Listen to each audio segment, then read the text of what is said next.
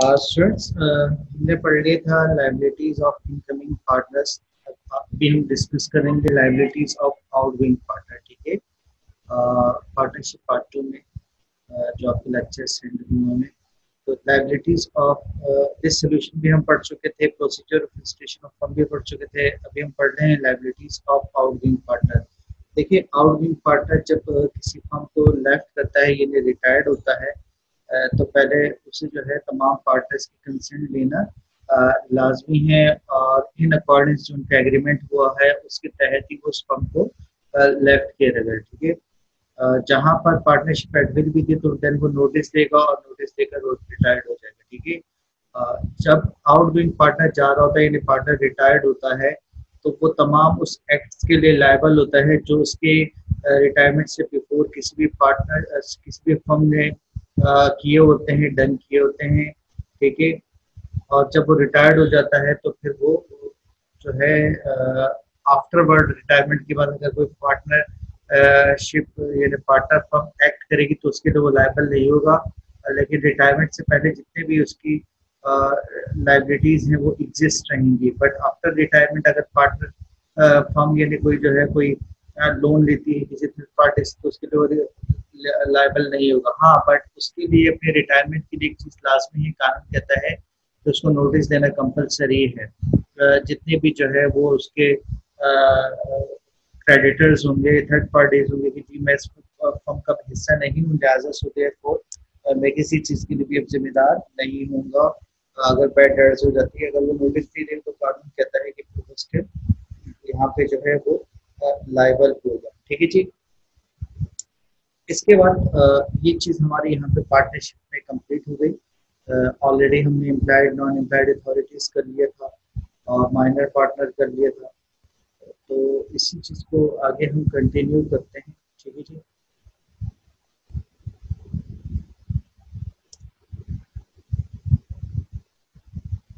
नया टॉपिक देख लेते हैं अपना, इस चीज को आप जल्दी से देख लीजिएगा।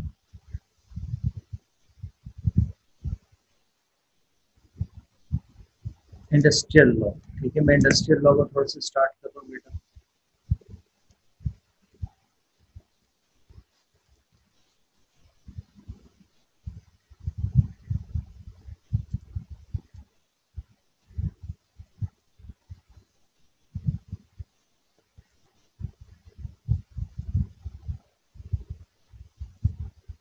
इंडस्ट्रियल लॉ में जो टॉपिक हम पहला पढ़ेंगे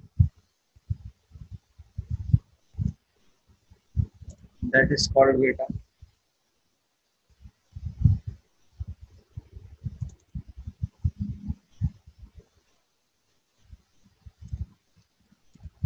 health and safety.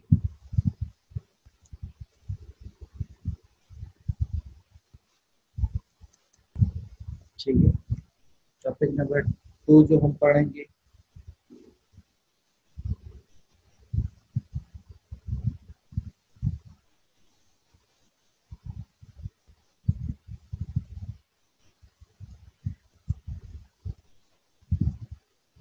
Working hours.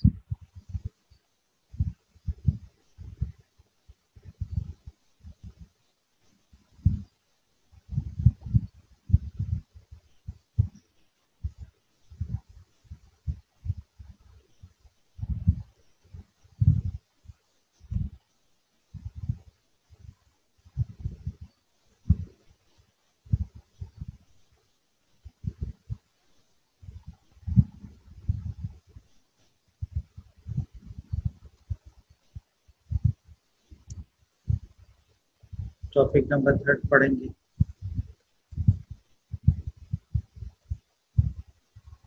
Holidays with पे।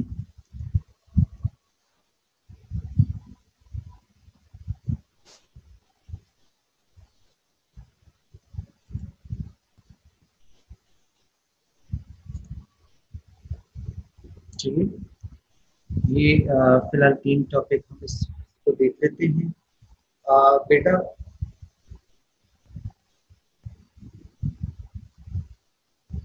हेल्थ एंड सेफ्टी से रिलेटेड आपके पास एक एग्जाम्स में क्वेश्चन आता है और जो काफी दफा आ चुका है, ठीक है। Provision of health and safety, कानून कहता है कि नंबर वन, फैक्ट्री का जो भी हिस्सा होगा उसके लिए कानून कहता है क्लीनलीनेस, यानी कानून ने बहुत जोर दिया है कि फैक्ट्री के तमाम हिस्से, तमाम फैक्ट्री को क्लीन किया जाएगा, साफ सुथरा रखा जाएगा और वीक में 2 दफा उसको फ्लोर को वॉश किया जाएगा, ठीक है। इसके साथ साथ कहता है कानून के वो तमाम वेस्ट डिस्पोजल जो फैक्ट्रीज में आ जाते हैं तो उनको डिस्पोज किया जाएगा, वो तमाम जो है वो डिस्पोज किया जाएगा कि इनको वेस्टेज को, ठीक है जी। उसके बाद कानून कहता है कि जी चूंकि फैक्ट्रीज में जो है फ्रेश एयर नेसेसरी है, जो कि वर्कर्स के हेल्थ के लिए लाजमी है, तो वेंटिलेशन का प्रॉपर सिस्टम होना चाहिए, ठीक है जी। फैक्ट्री में चूंकि गर्द गुबार भी क्रिएट हो जाता है, तो उस डस्ट एंड फ्यूम्स, यानी गर्द गुबार, डस्ट एंड फ्यूम्स कहते हैं, डस्ट एंड फ्यूम्स को के लिए भी मेजरमेंट्स लिए जाएंगे, उसको कैसे खत्म किया जाए, बिकॉज डस्ट एंड फ्यूम जितने होंगे उससे भी जो है वो फैक्ट्री वर्कर्स की जो है वो हेल्थ पे बड़ी बैड कंडीशन आ जाती है। फिर कानून कहते हैं कि अच्छा, ही मैं आपको बता दूं थोड़ा सा कि मैं वन बाय वन करके हेडिंग्स बता दूं। क्लीनलीनेस होनी चाहिए, वेस्ट डिस्पोजल करना चाहिए, वेंटिलेशन होना चाहिए, डस्ट एंड फ्यूम्स अगर क्रिएट होता है तो इफेक्टिव मेजर्स लिए जाने चाहिए, उसको कैसे खत्म किया जाए, बिकॉज ये वर्कर्स की हेल्थ के लिए जो है वो इंजरी भी कर सकता है। उसके बाद कानून कहते हैं ओवर क्राउडिंग, तो कानून कहते हैं कि अगर कोई भी रूम है जहाँ पर वर्कर काम कर रहे हैं, तो चूंकि उनको बॉडी टेम्परेचर भी होता जाए जिससे उनकी हेल्थ पे बैड इम्पैक्ट पड़ सकता है, तो उनके दरमियान में जो है एक डिस्टेंस होना चाहिए, ओवर क्राउडिंग नहीं होना चाहिए। उसके लिए एक मेजरमेंट्स लिखे हुए इतने सेंटीमीटर जो है वो तकरीबन 2-2 फुट का जो है फासला गालिबन डिसाइड किया हुआ कितना होना चाहिए। फिर चूंकि वर्कर्स काम दो रफ्त पे होना होता है फैक्ट्री इंडस्ट्री में, एक जगह से दूसरी जगह, ऐसी जगह जहाँ पर अंधेरा है या अंधेरे में जो है वो काम कर रहे हैं, नाइट शिफ्ट है, तो प्रॉपर लाइटिंग का सिस्टम भी होना चाहिए। और इसके साथ साथ कानून कहता है कि जहाँ पर वर्कर्स काम कर रहे हैं उनके लिए जो है वो डिस्पेंसर या ड्रिंकिंग वाटर का बंदोबस्त भी होना चाहिए, ठीक है जी। स्पिट-इन्स होने चाहिए ताकि वो वहीं पे स्पिट करें, जो है आगे पीछे, मतलब दाएं बाएं अपना ना स्पिट करें, बिकॉज इससे जो है वो गंदगी गलाजत फैलती होती है जो कि उनकी हेल्थ पे जो है वो बैड इम्पैक्ट डाल सकता है, ठीक है। इसके साथ साथ कानून कहता है कि जिस मशीनरी पे जो है ये लोग काम कर रहे हैं उस मशीनरी को ढका हुआ होना चाहिए, प्रॉपर फेंस किया जाना चाहिए, बिकॉज ऐसा नहीं कि समटाइम मशीनरी के कुछ पार्ट्स होते हैं वो बड़े शार्प होते हैं, वो अगर फेंस नहीं करेंगे तो वो लग सकता है जो है वो जल्दी में किसी को, जिससे उनकी इंजरी हो सकती है, ठीक है।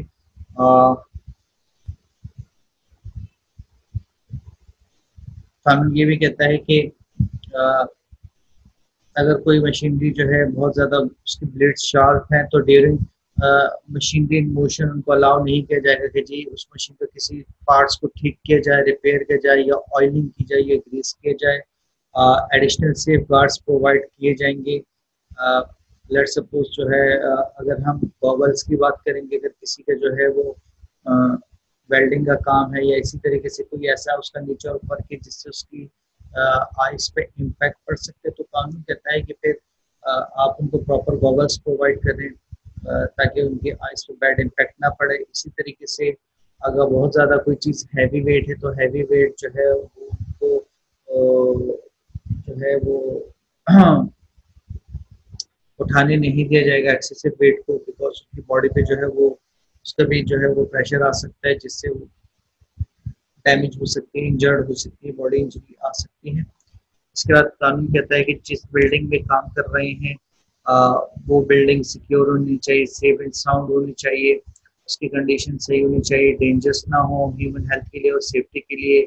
और अगर कहीं पे जो है क्रैक्स आए में ये लगता है कि यार ये दीवार या ये छत जो है वो मुनासिब नहीं, तो फैक्ट्री का इंस्पेक्टर जो है इन राइटिंग में मैनेजर को लिख के देगा कि भाई आप इन चीज़ों को करेक्ट कर लें, ठीक है। तो ये हमारा पहला टॉपिक था हेल्थ एंड सेफ्टी का, ठीक है, इंडस्ट्रियल लॉ में।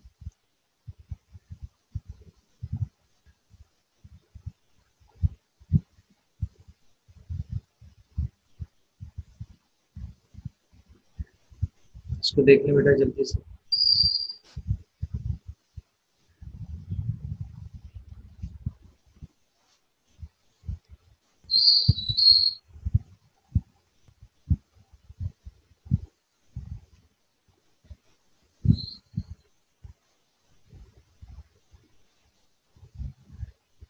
इसके बाद बेटा हमारे पास आ जाता है working hours.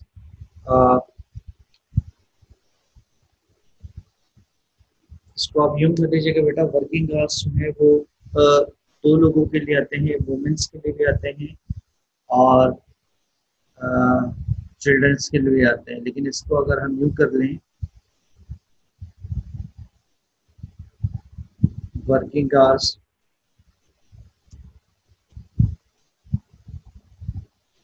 For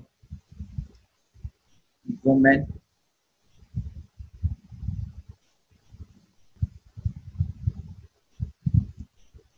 and children. ठीक है जी। तो पहले बेटा हम वुमेन को देख लेते हैं।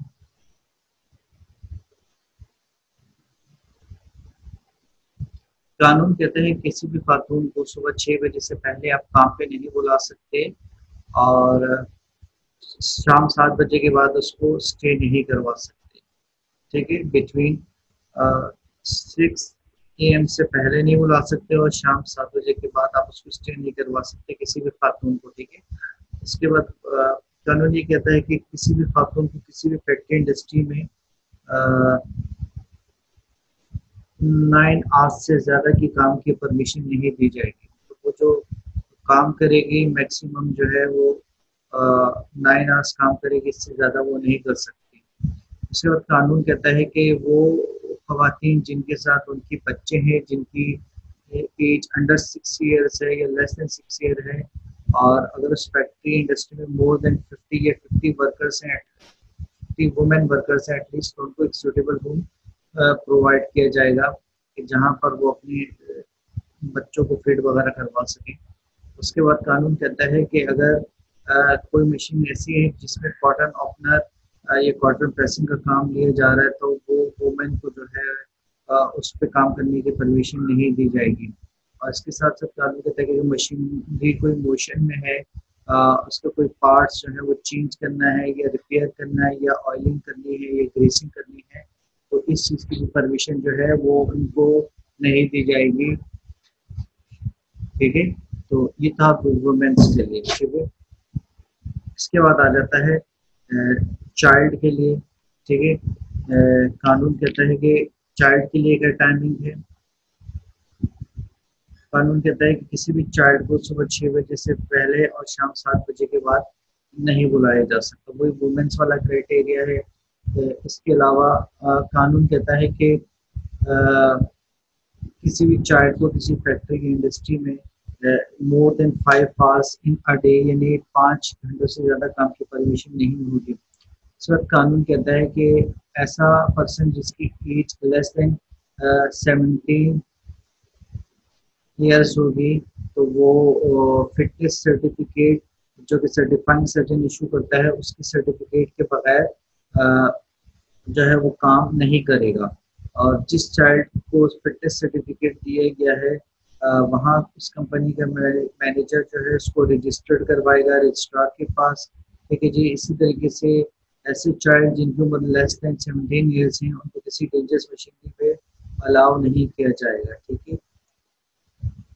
साथ ही कानून कहता है कि ऐसा चाइल्ड जिसकी एज लेस देन 17 ईयर्स है, तो उसको जो है वो किसी दूसरी इन द सेम डे किसी दूसरी कंपनी में फैक्ट्री इंडस्ट्री में भी काम की परमिशन नहीं दी जाएगी। मीन्स कि ऐसा नहीं है कि वो 5 घंटे एक फैक्ट्री इंडस्ट्री में काम कर रहा है, 5 घंटे दूसरे में जाके काम करेगा, तो इस चीज़ की उसको परमिशन नहीं दी जाएगी। इसको हम कहते हैं working hours for women and children. ठीक है। इसको स्टूडेंट जल्दी से देख लीजिएगा। देन में हॉलीडेज विद पे पे आप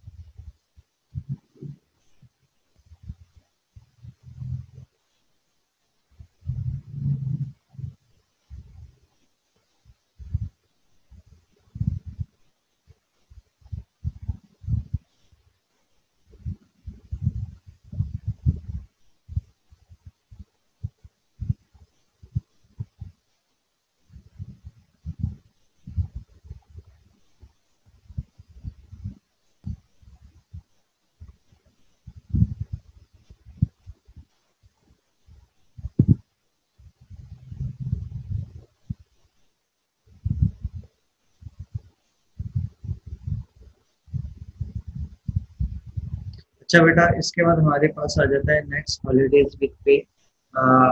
हॉलीडेज विद पे में बेसिकली हमारे पास कुछ चीज़ें आ जाती हैं कि जहाँ पर फैक्ट्री के ऑनर्स जो है वो अपनी एम्प्लॉयज़ की सैलरीज काट लेते हैं। कानून कहता है कि अ, हर एक एम्प्लॉय को ये राइट हासिल है कि वो ईयर में 10 हॉलीडेज कर सकता है कैजुअल लीव, और उसको फुल पे मिलेगी। ठीक है जी। इसी तरीके से हर एक एम्प्लॉयज़ को ये अलाउ है कि वो सिक लीव ले सकता है 16 डेज की विद हाफ पे के साथ। ठीक है, इन अ ईयर। इसके बाद कानून कहता है कि हर एम्प्लॉयज़ की ये भी राइट है कि जो हॉलीडेज दी जाती हैं गवर्नमेंट ऑफ प्रोविंशियल गवर्नमेंट की तरफ से या फेडरल गवर्नमेंट की तरफ से, तो वो इन हॉलीडेज को भी अवेल कर सकता है। ठीक है जी। इसके साथ साथ अगर वो क्या होंगी, जैसे 14 अगस्त के हैं या ईद की छुट्टी, that is for festival holidays. इसके अलावा 14 डेज एनुअल हॉलीडेज कंसेक्टिवली हर एक एम्प्लॉयज़ का ये हक है कि वो साल में जो है वो ईयर में 14 हॉलीडेज ले सकता है विद फुल पे। उसकी कोई जो है वो सैलरी यहाँ पर डिडक्ट नहीं होगी, विद फुल पे उसको यहाँ पर सैलरीज मिल रही होंगी। ठीक है। आई होप आप लोगों को समझ में आ गया होगा ये भी।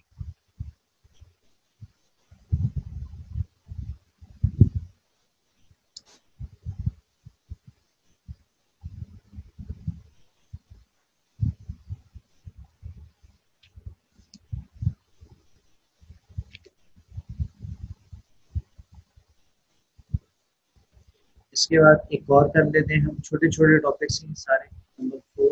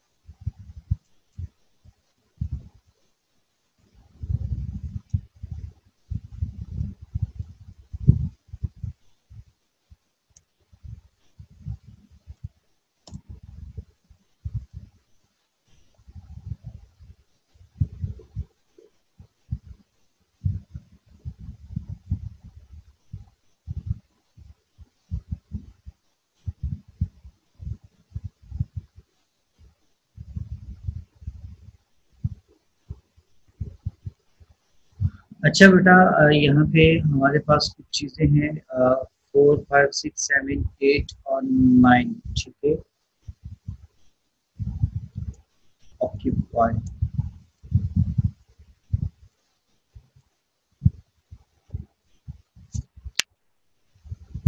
नंबर 4 में आपको नजर आ रहा होगा एडोलसेंट।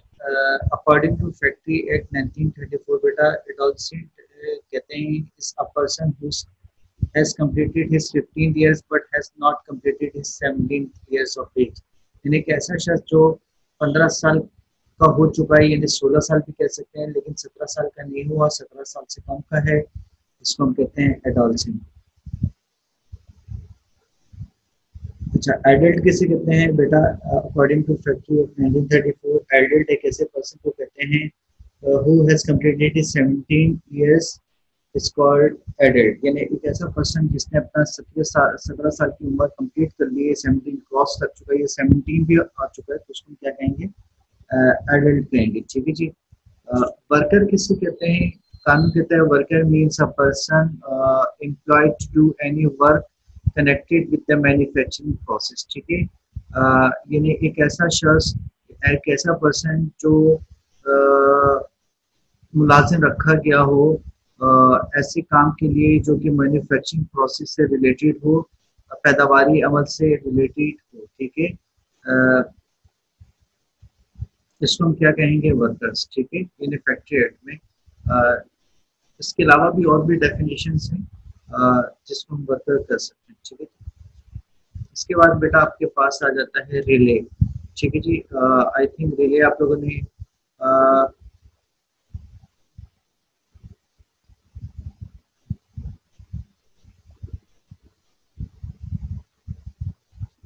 रिले कहते हैं कि जहां पर सेम नेचर का वर्क जारी हो, कैरी हो रहा हो, लेकिन उसको दो या दो से ज्यादा जो है वो वर्कर्स जो है वो परफॉर्म कर रहे हैं डिफरेंट पीरियड्स ऑफ डे में, ठीक है।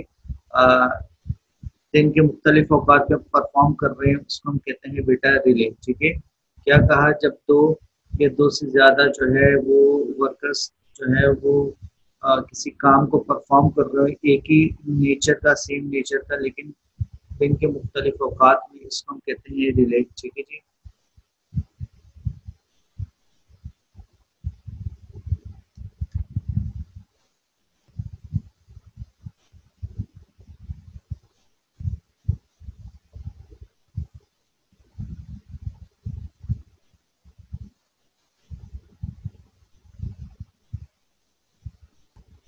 क्लियर।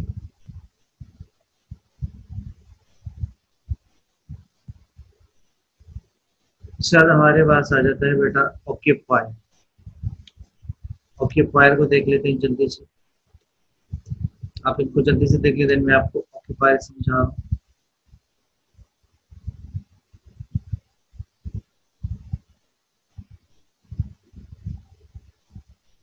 बेटा ऑक्यूपायर एक ऐसे पर्सन को कहते हैं कि जिसके अंडर में जो है वो फैक्ट्री का पूरा कंट्रोल आता है, वो फैक्ट्री के अफेयर्स को देखता है, मैनेज करता है, उसको हम क्या कहेंगे, ऑक्यूपायर। ये छोटी छोटी डेफिनेशन है, दो दो लाइन की, आपके पास एग्जाम में पूछता है वो एक ऐसा पर्सन जिसके अंडर में पूरा फैक्ट्री का कंट्रोल आ जाए, ठीक है जी। जो मैनेज करता हो कि फैक्ट्री को किस तरीके से लेके चलना है, दैट इज कॉल्ड ऑक्यूपायर।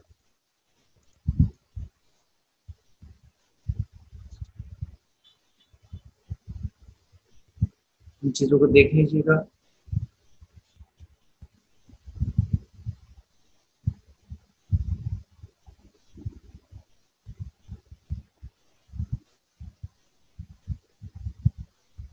इसके बाद बेटा नेक्स्ट टॉपिक है जो कि लॉन्ग क्वेश्चंस में आता है,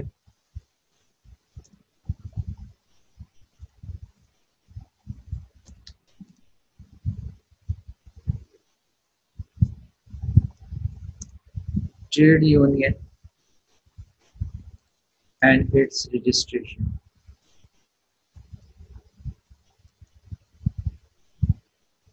आपके पास एग्जाम में सवाल आएगा कि ट्रेड यूनियन किसे कहते हैं और इसके रजिस्ट्रेशन का क्या तरीका है काम।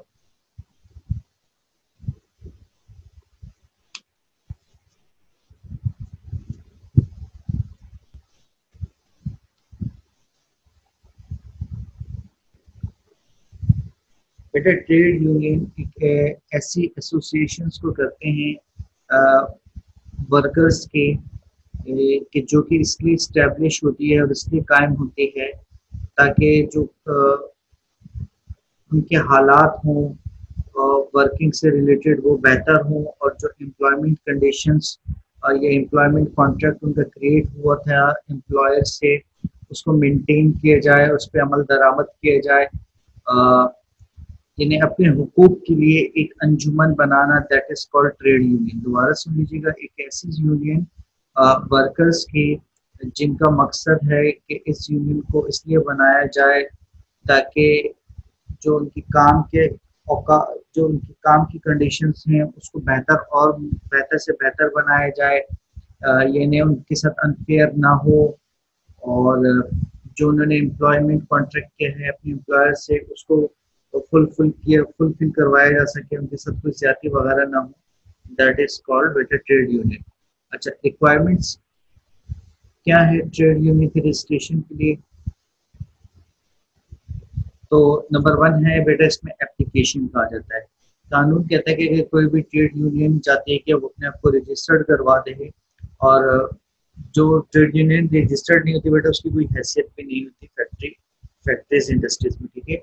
अगर कोई भी ट्रेड यूनियन चाह रही है कि वो अपने आप को रजिस्टर्ड करवा दे, तो वो एक एप्लीकेशन देगी, जो कि उस ट्रेड यूनियन का प्रेसिडेंट और सेक्रेटरी जो है साइन करेगा और रजिस्ट्रार को सबमिट करेगा, ठीक है। फिर उसके बाद नेम एंड एड्रेस, कानून कहता है कि जो भी ट्रेड यूनियन बनना जा रही है, अपने आप को रजिस्टर्ड करवाने जा रही है, तो वो अपनी उस एप्लीकेशन में नेम भी बताएगी और एड्रेस भी बताएगी कि वो कहाँ एग्जिस्ट कर रही है, किस प्रोविंस में, किस इलाके में, तमाम चीज़ें जो है वो उसमें मेंशन करेगी। फिर उसके बाद कानून कहता है कि ट्रेड यूनियन के लिए लाजमी है कि जो ट्रेड यूनियन रजिस्टर्ड होने जा रही है, तो वो अपना ऑब्जेक्टिव्स भी बताएगी, कि भाई वो क्यों रजिस्टर्ड होने जा रही है, किस मकसद के लिए होने जा रही है, ठीक है। उसके बाद कानून कहते हैं कि वो ट्रेड यूनियन जो रजिस्टर्ड होनी चाहिए, वो अपने फंड्स का इस्तेमाल का भी बताएगी, पर्पस बताएगी कि फंड्स को तमाम तमाम फंड्स को किन मकसद के लिए इस्तेमाल किया जाएगा, ठीक है। ये तमाम चीज़ें जो है वो आप एप्लीकेशन में लिखेंगे।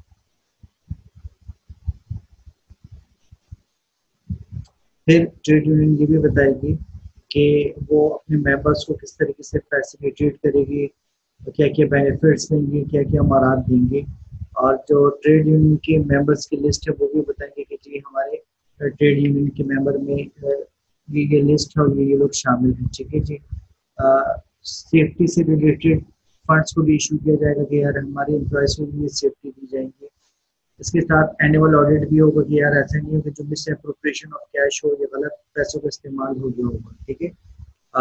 ये तमाम चीज़ें जो है वो मीटिंग कब होगी, उसका तरीक़ेकार क्या होगा, वो भी जो है तमाम एप्लीकेशंस में बताई जाएंगी। अगर उसको डिसॉल्व कर रहे हैं तो उसका क्या तरीक़ेकार होगा वो भी बताया जाएगा। इसी तरीके से जी इलेक्शन होगा, इलेक्शन किस तरीके से होगा, कौन चेयरमैन बनेगा, सेक्रेटरी, प्रेसिडेंट, तो उसका क्या तरीक़ेकार होगा, ये तमाम चीज़ें जो है आप इसमें मेंशन करेंगे, ठीक है बेटा। तो ये हमारे पास यहाँ तक था ट्रेड यूनियन का टॉपिक। इंडस्ट्रियल लॉ में हमने देख लिया health and safety, working hours for women भी देख लिया, हॉलीडेज विद पे भी देख लिया, अडल्शन भी देख लिया है, ठीक है जी। इसके साथ साथ जो है वो हमने रिलेशनशिप ऑक्यूपायर और ट्रेड यूनियन भी देख लिया, ठीक है। आप इनको एक नज़र देख लें, स्टिल अगर आप लोग को कोई प्रॉब्लम होती है तो आप लोग पूछ सकते हैं कि किसी किस्म का कोई इशू है।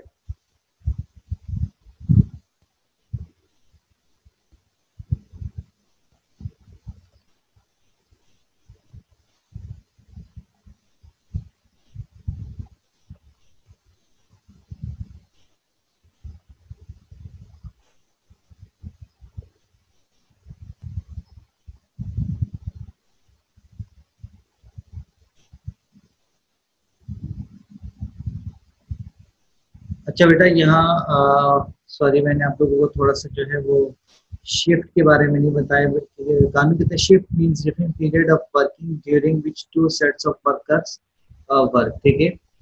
दिन के मुख्तलिफ पीरियड में जब वर्कर्स का दो सेट्स काम करता हो, यानी दो या दो से ज़्यादा लोग काम कर रहे हो लेकिन उनके नेचर सेम, सॉरी दो वर्कर्स काम करते हो या सेट्स की सूरत में काम करते हो, तो उसको क्या कहते हैं, शिफ्ट, यानी डे नाइट जो हम जिस तरीके से कहते हैं।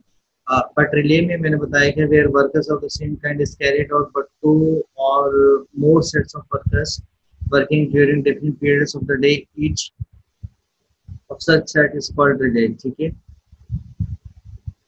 ये आपके पास शिफ्ट की और रिले की भी डेफिनेशंस क्लियर होगी, ठीक है। ऑक्यूपायर भी बता चुका हूँ। तो आज के लिए बेटा इतना ही करते हैं, इंशाल्लाह नेक्स्ट क्लास में इसको इंशाल्लाह हम कंटिन्यू करेंगे। ऑल द बेस्ट, भी अमान।